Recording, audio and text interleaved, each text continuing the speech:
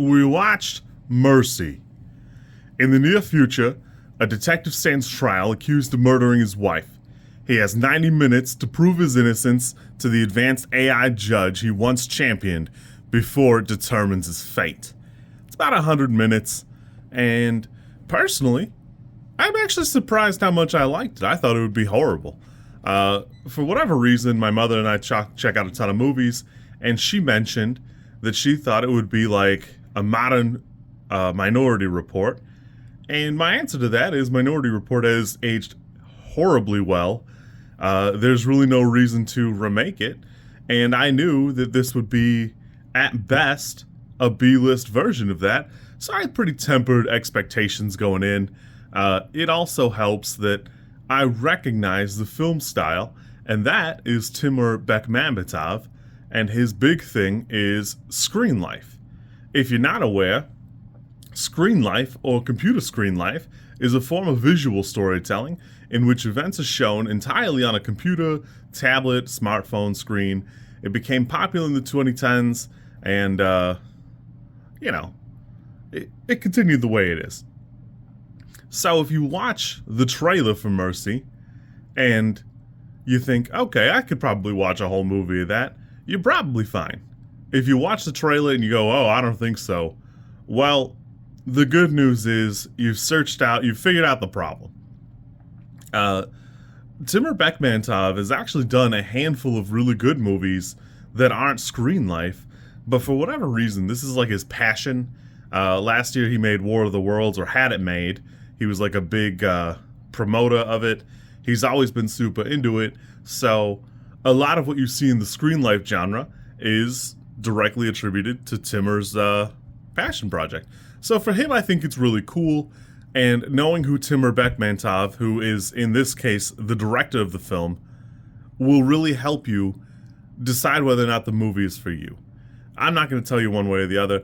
It's typically not for me. I just watched Strange Harvest kind of recently, and I didn't like it. But it's because I didn't know what kind of film it was going to be.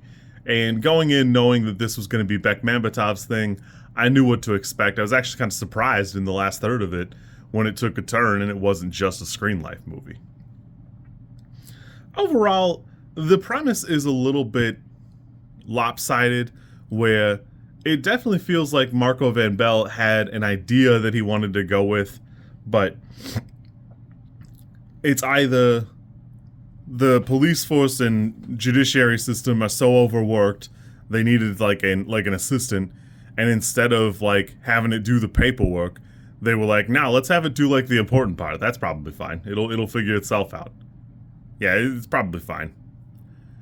In the film, the AI thing, Rebecca Ferguson, is tasked with, it seems like, handling only murder cases, which would be fine, except everybody is pretty much terrified of Rebecca Ferguson. As soon as she introduces herself over the police state video call, everyone shuts up.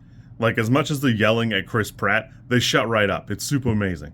I wish I felt that. I wish I felt the power her character must feel every day of my life, because she just shuts it right down. This is the mercy. Oh, whoa, whoa, whoa! I was gonna hang up, but now I will shut up.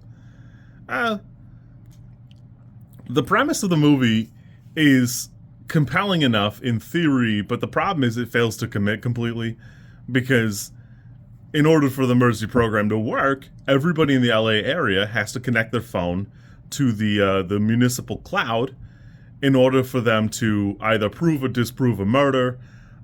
It's a plot point in the movie what happens if you just leave your phone at home and murder somebody. But it really doesn't do a good job digging into that or having like commentary on it, because I feel like it's trying very hard to very underhand throw the idea of, hey, a police state is super bad, and so too is leaving it up to like an artificial intelligence, because it cannot handle a murder case, much less literally anything else. But definitely not a murder case. Definitely we should draw the line there. And it's kind of funny because Chris Pratt's character is super pro this Mercy program, but I don't know that it really would have saved him any time. Like, he's probably doing, like, the regular amount of work. He's not, like, chilling at his desk most of the time. And they do depict LA as, like, this gigantic city with, like, these huge red zone areas where it's just, like, homeless encampments or riots or whatever. To the point where the other detective acts like she's not going to be able to, like, get through it or get around it without getting, like, mugged or attacked or whatever. And I just feel like it's not doing a good job picking a lane. In the same way that, like, the way Civil War was set up in 2024, it feels weaker to not commit and go, okay, well, these two states teamed up because, and have, like, a compelling reason. Because Texas and California, I think it could happen, but it's bananas because they never really commit to the bit, and they never really go into it. Just dismissing it feels weak to me, and I don't like it. Overall, the movie's pretty palatable. I thought it would be like a 2 or a 3. This is probably like a 4 or 5 for me. It only really falls off in the last third of it for what it is, but, you know. There are a handful of times that I felt like it was going to start dragging. It stays at a decent enough pace. Everything is pretty soundly described and explained, although a couple of times you did go, well, that's kind of a bit much for me. I don't really know about that. As soon as he gets out of the chair, the movie kind of takes like a little bit of a turn for me. It feels like it needs to be a like an Asimov story where it's a handful of stories about issues or glitches with the Mercy program instead of a full-length movie. I know we, like, as a community, are supposed to hate Chris Pratt.